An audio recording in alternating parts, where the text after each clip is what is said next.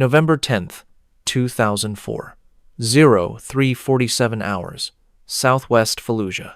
Corporal James Donnelly could hear them, Arabic voices crackling through commercial frequencies, insurgents coordinating an ambush on his squad. 40 fighters, maybe more. His 13 Marines were trapped in a building 200 meters ahead. No comms, no backup, no way out. Standard protocol said, maintain secure frequencies, wait for QRF, follow doctrine. But the enemy wasn't following doctrine. They were using civilian radios to coordinate the kill. What Donnelly was about to do would violate every communications protocol in the Marine Corps. Any officer would call it tactically insane. And for the next 43 minutes, that, quote, crazy radio trick would turn an ambush into a rout. So who was James Donnelly? He wasn't born to be a Marine. He grew up in Shenandoah, Pennsylvania, a coal town where the mines had closed decades earlier. His father, Michael, fixed diesel engines at a trucking depot. His mother worked the register at Kmart. The Donnelly house sat on a street where half the homes had plywood over the windows. Born in 1983, James was the youngest of 4 brothers. He spent his teenage years in his father's garage, learning to diagnose problems by sound. The particular knock of a failing bearing, the whistle of a cracked belt, the difference between radio interference and a failing alternator. His father told him once, hunched over an engine block, quote, most people only listen to what they expect to hear. But if you listen to what's actually there, you'll know what's broken before you ever look. Years later, that single sentence would save 13 lives. After high school in 2001, James worked at his uncle's electronics repair shop, CB radios for truckers, ham radios for hobbyists, police scanners. He had a knack for understanding signal propagation, frequency interference, how radio waves bounced off buildings and degraded through obstacles. Then, September 11th happened. He watched the towers fall on the small TV in the repair shop. 3 days later, he walked into the Marine Corps recruiting office 20 miles away in Pottsville. He trained at Parris Island in early 2002, then School of Infantry at Camp Lejeune. His MOS, 0621, radio operator, not infantry, not the tip of the spear. The guy who carries the 40-pound radio and keeps everyone connected. But at SOI, Donnelly did something that puzzled his instructors. During field exercises, instead of just maintaining friendly communications, he'd scan enemy frequencies, commercial bands, civilian channels. He'd map interference patterns, figure out where signals degraded, test how far transmissions could reach. His squad leader, Staff Sergeant Ramos, caught him one night with his radio tuned outside the military band. Donnelly, what the hell are you doing? Testing commercial frequencies, Staff Sergeant. Seeing what else is out there. That's not your job, Marine. Your job is to maintain comms with friendly forces. Roger that, Staff Sergeant. But he kept doing it anyway. Quietly. During downtime. Notebook filling with frequency maps, signal strength readings, interference patterns. Other Marines started calling him, quote, radio geek and, quote, scanner. Not affectionately. Why would a Marine need to know civilian radio frequencies? It looked like a waste of time. Donnelly never argued back. He just practiced. By November 2004, the Second Battle of Fallujah, Operation Phantom Fury, was in its 6th day. Fallujah had become the strategic center of the insurgency in Anbar province. Al-Qaeda in Iraq, under Abu Musab al-Zarqawi, had turned the city into a fortress with an estimated 3,000 to 4,000 insurgent fighters occupying prepared defensive positions throughout the dense urban terrain. They'd had months to prepare, stockpiling weapons, rigging buildings with explosives, creating killing zones at every intersection. The Marines and Army had been pushing through block by block since November 7th. Every building had to be cleared. Every street was a potential ambush site. But here's what made this fight different. The insurgents fought with sophisticated coordination. They used commercial radios, cell phones, and handheld transceivers to direct attacks, shift forces, and coordinate counter-assaults in real time. Standard U.S. military communications operated on encrypted tactical frequencies. Secure, professional, by the book. But the enemy wasn't on those frequencies. They were using commercial FM bands, civilian walkie-talkies, anything that worked. And they were listening too, tracking Marine movements by monitoring patterns, timing their ambushes perfectly. The conventional approach was strict communications discipline. Maintain encrypted channels, limit transmission time, follow protocol. Never broadcast on unsecured frequencies. Never compromise operational security. But what if that was exactly what made you vulnerable? On the night of November 9th, Donnelly's squad pushed into southwestern Fallujah, clearing 3-story buildings near the industrial district. Intelligence reported minimal enemy presence. Intelligence was wrong. Donnelly positioned himself in Overwatch 1 block south, monitoring communications, while Sergeant Mitchell led 13 Marines through a building 200 meters ahead. Standard room-to-room clearing. The ambush came at 03:12 hours. A K-47 fire. Sharp. Close. Then the deeper crack of M4 return fire. Contact! Contact! Multiple insurgents, all sides! Mitchell's voice through the headset. Donnelly pressed transmit. Reaper 1-2. This is Reaper 1-2 Alpha. What's your status? Static. He tried again. Nothing. The building had 3-foot concrete walls, blocking transmission, or their radio was hit. Either way, they were cut off. Through his night vision, muzzle flashes lit up surrounding buildings. Insurgents moving into position. At least 3 groups coordinating their approach. This wasn't hasty. This was planned. He switched to battalion frequency. Reaper main, Reaper 1-2 Alpha.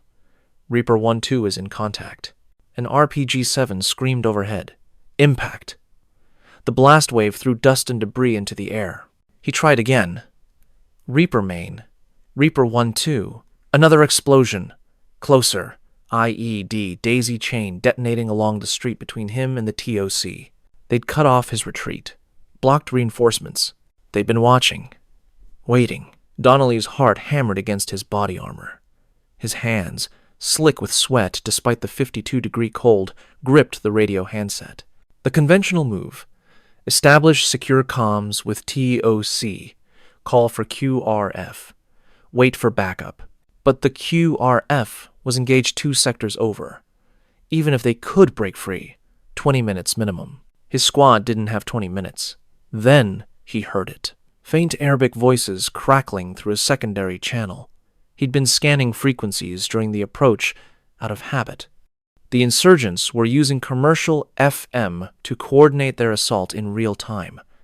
They were talking about surrounding the building. They knew the Marines inside were cut off. They were calling for reinforcements. So here's the question.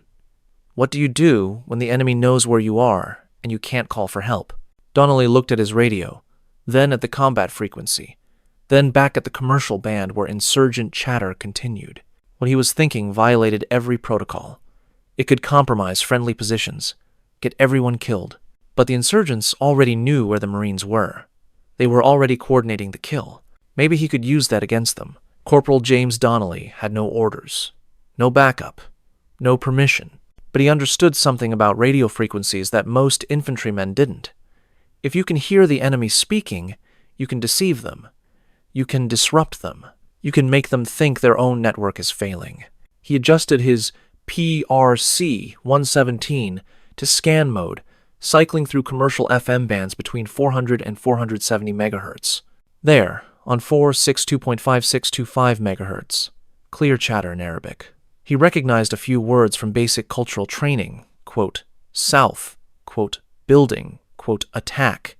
They were using cheap commercial walkie-talkies, probably Chinese-made Motorola's with a range of about 500 meters in urban terrain. Unencrypted, open, vulnerable. Donnelly pulled his notebook from his cargo pocket. He'd mapped these frequencies during training. He knew which channels had the clearest propagation, which ones would carry farthest, which ones suffered from concrete interference. He made his decision. First, switch his radio to transmit on 462.5625 megahertz. The insurgent coordination frequency. His finger hovered over the transmit button. This was it. The moment protocol died. He pressed it. Generated 3 short bursts of static. No voice, just noise. Released. Waited 5 seconds.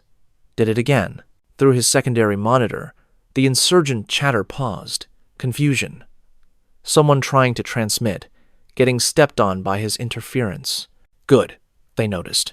Donnelly switched frequencies to 4, 6, 7.8625 megahertz. Another commercial band. Generated more static bursts. Rapid, irregular, creating the impression of multiple radio operators jamming each other. The insurgent chatter picked up, voices overlapping, trying to figure out what was happening. They thought their own people were causing interference, their coordination breaking down. Now Donnelly moved fast. He tuned to 4, 6, 2.6875 megahertz and keyed the mic, letting them hear his radio squelch, the brief burst of static when you press transmit without speaking. 3 times in quick succession, the insurgents would interpret it as equipment problems. He was creating phantom radio traffic, ghost signals, making them think their communication network was failing under load. But that was just the setup. Now came the part that would either work or get everyone killed. Donnelly switched back to the primary insurgent frequency. This time, he didn't just create static. He whistled, a long, low tone directly into the microphone. Not a tune, just a single sustained note at approximately 400 hertz. The physics were simple. That frequency created feedback in most cheap walkie-talkies. The speakers would emit a piercing shriek, painful through the earpiece. Users would either turn down volume or switch channels. He held the whistle for 8 seconds. Released. Waited. Through his scanner. Immediate chaos. Arabic shouting. Frustration. The telltale squelch of radios being keyed repeatedly as operators tried to talk over the interference. Their command and control was degrading. But Donnelly wasn't done. He pulled a second radio from his pack, his backup PRC-152, smaller, shorter range, but capable of simultaneous transmission. He tuned it to 4, 6, 7.5500 megahertz, a frequency he'd noted the insurgents using for secondary coordination. Now he had 2 radios, 2 frequencies, both pumping interference into the insurgent network. He keyed both simultaneously. One whistle on primary, one burst of static on secondary. Cascading interference. Insurgent operators couldn't coordinate because every time they tried to transmit, they were met with noise. 30 seconds passed. The volume of small arms fire against his squad's building decreased slightly. Confusion setting in. Donnelly switched tactics. Stopped the interference. Listened. On 4.6, 2.5625 megahertz, frantic Arabic. Someone trying to reorganize, calling out to specific units. He caught the words, quote, south, quote, move, quote, flank. They were repositioning, trying to coordinate a new assault. Donnelly didn't speak Arabic well enough to impersonate them, but he didn't need to. He keyed the mic and played a recording. 3 seconds of crowd noise he'd captured days earlier during a civilian market patrol. Just ambient sound, voices, confusion. Then he cut it and went silent. On the insurgent frequency, more chaos. They thought one of their units had accidentally broadcast civilian traffic. Were they compromised? Had someone left the radio on near civilians? Paranoia spreading. Donnelly repeated the tactic on the secondary frequency. Another burst of recorded civilian noise. Then silence. The insurgent chatter escalated into arguments now. He could hear the tone. Accusations. Confusion. Coordination breaking down. Time for the final component. The PRC-117 had a function most Marines never used. Continuous carrier wave. No voice, no data, just raw RF energy on a specific frequency. Brute force jamming. He configured the radio to transmit on 4, 6, 2.5625 megahertz. Continuously. Turned the power up to maximum. 5 watts. Enough to dominate that frequency within a 300-meter radius. Activated it. The carrier wave blasted out, drowning the insurgent primary frequency in pure electromagnetic noise. Nothing could transmit through it. Anyone on that channel heard only solid hiss through his night vision. Enemy movement patterns changed. Fighters who had been coordinating now moved independently. Hesitation. Confusion. The synchronized assault was collapsing. But the insurgents weren't stupid. They'd switched to backup frequencies. He had maybe 90 seconds before they regrouped on a new channel. He grabbed his second radio, still monitoring, and scanned for new activity. There, 467.7500 megahertz. They'd moved. He repeated the process. Interference bursts, feedback tones. Then another continuous carrier wave to jam them out. His shoulder ached from holding the radio antennas at awkward angles to maximize signal strength. The PRC-117's battery pack was overheating against his leg, hot enough to burn through his cargo pocket. The LCD screen flickered from the power draw, but he maintained both transmissions. One radio jamming the insurgent primary frequency, the other cycling through their backup channels, creating chaos wherever they tried to regroup. For 3 minutes, Donnelly operated like a one-man electronic warfare unit, sweat soaked through his uniform despite the cold. His hands cramped from gripping the equipment. His eyes burned from staring at the radio displays in darkness. And then he noticed something. The volume of fire against his squad's building had dropped significantly. Through his night vision, insurgent fighters were pulling back, moving without coordination, some abandoning positions entirely. They thought the Americans had deployed a full electronic warfare team. They thought they were facing sophisticated counter-communications operations. They didn't know it was one corporal with 2 radios and a background in civilian electronics repair. Donnelly switched his tactical radio back to battalion frequency. Reaper Main, Reaper 1-2 Alpha, how copy? This time through the interference. Reaper 1-2 Alpha, Reaper Main, we read you broken. What's your status? Reaper 1-2 is in contact, but enemy appears to be withdrawing. Request QRF to secure and extract. Roger. QRF en route ETA 12 minutes. Donnelly maintained the jamming operation for another 5 minutes. His radio batteries were draining fast. The equipment was overheating, but he kept it running. Through his night vision, he watched the last insurgent fighters fade into the ruins. The ambush was over. At 03:55 hours, 43 minutes after initial contact, the QRF arrived. 2 MRAPs and a squad of Marines. They secured the area and linked up with Donnelly's position. Donnelly finally released the transmit buttons.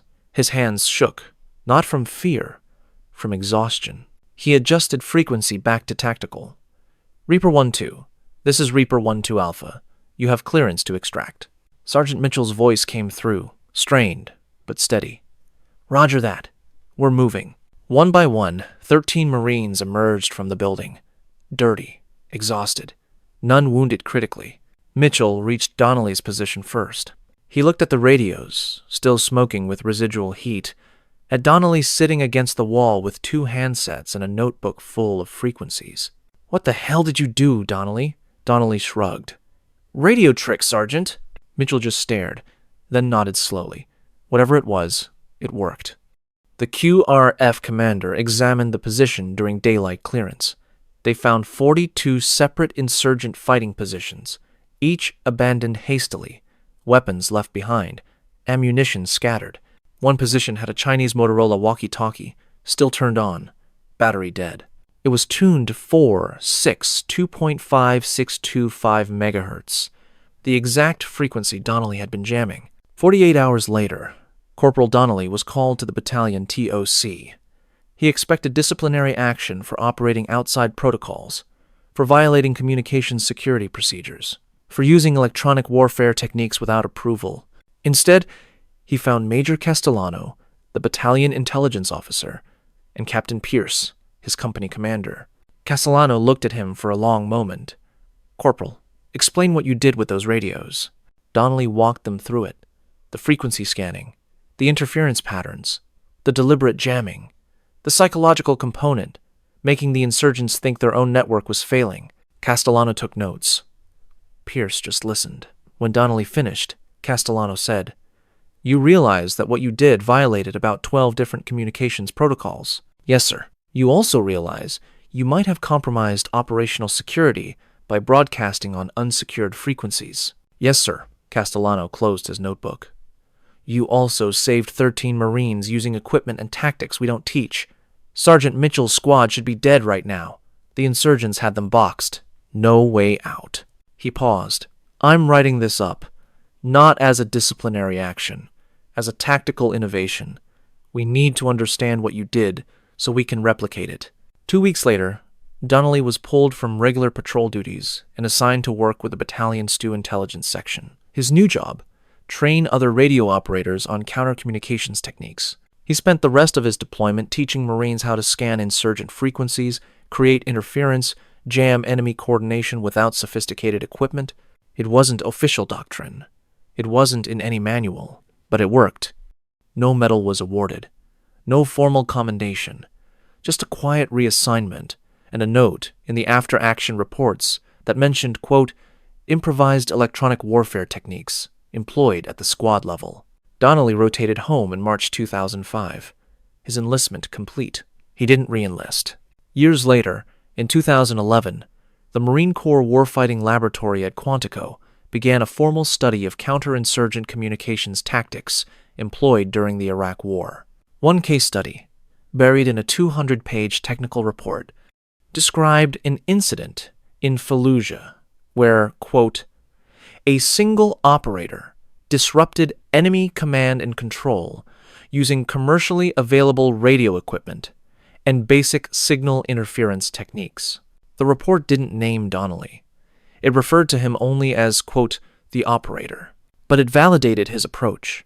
The study concluded that insurgent networks relying on commercial radio equipment were, quote, highly vulnerable to low-tech jamming and interference, and recommended that similar tactics be incorporated into communications training.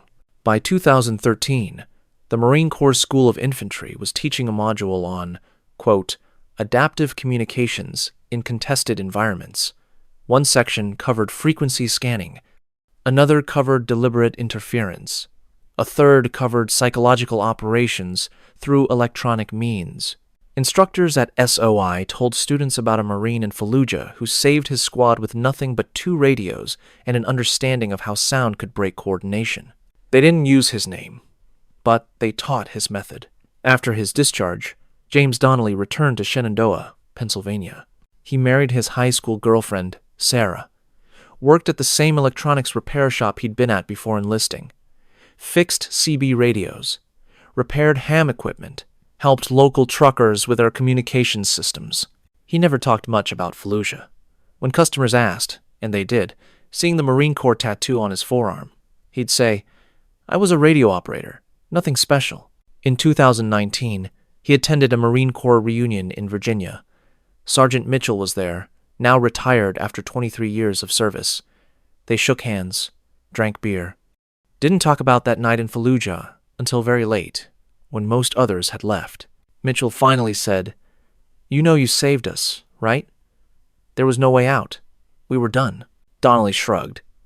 I just did what had to be done. No. Mitchell shook his head. You did what nobody thought to do. That's different. James Donnelly passed away in October 2021 at age 38 from complications of an undiagnosed heart condition. His obituary ran 9 lines in the Shenandoah Valley Journal. It mentioned his service in Iraq. It noted he worked at Donnelly Electronics. It listed his wife and 2 daughters. It did not mention November 10th, 2004. His funeral was small. Family. A few Marines from his unit who could make the trip. A bugler played taps. 3 volleys fired. The flag presented to Sarah, folded with precision. There's a small memorial stone at the Shenandoah Veterans Memorial Park. His name, among others. Most people walk past without noticing. But every year on November 10th, the Marine Corps birthday, Sergeant Mitchell, now living in North Carolina, raises a beer and makes a phone call to the 12 other Marines who were in that building in Fallujah. They don't talk long. Just a check-in, a reminder, and they remember the kid from Pennsylvania who saved them with a radio trick that everyone said was crazy, until it worked. There's a temptation to call stories like this myth, to think they're exaggerated or simplified for dramatic effect. It's easy to believe that wars are won by superior firepower, by advanced technology, by carefully planned operations executed by elite units. We like our heroes to be special forces operators, or fighter pilots, or generals who see the entire battlefield. But the truth is different. Wars are decided by 19-year-old kids from coal towns who understand radio frequencies, by mechanics who become infantrymen, by people who practice something odd in their spare time, and never thought it would matter. James Donnelly wasn't a hero by any conventional standard. He didn't charge a machine gun nest or call in an airstrike on his own position. He didn't do anything that would make a good action movie. He just understood something simple. If you can hear the enemy talking, you can stop them from coordinating. And if they can't coordinate, they can't win. On November 10th, 2004, that understanding saved 13 lives. He never sought glory, never wrote a book, never gave interviews. He fixed radios in a small Pennsylvania town and raised 2 daughters and lived quietly until his heart stopped at 38. But somewhere at Quantico, Marines still learned the technique he improvised in 43 minutes of chaos. And somewhere in that lesson plan, buried in the technical language and the doctrinal frameworks, is a truth about warfare that no amount of technology can replace. Sometimes the solution isn't in the manual. Sometimes it's in listening to what's actually there. And sometimes one person with simple tools and unconventional thinking is enough. What would you have done in Donnelly's position? When doctrine says one thing and the situation demands another, when you have no orders and no permission, would you have taken the risk? Which moment stayed with you most? The whistling feedback trick that disrupted insurgent coordination, or the quiet return to a repair shop in Pennsylvania where nobody knew his story? Did you know that insurgents in Iraq coordinated attacks using civilian commercial radios, and that one Marine disrupted an entire ambush by jamming their frequencies with equipment every radio operator carried? Let us know in the comments below. If you believe that the quietest heroes deserve the loudest recognition, share this with someone who thinks they know how wars are won. Because sometimes the smallest stand becomes the loudest echo. Because sometimes the simplest solution requires the most courage. Because sometimes one Marine with 2 radios is enough.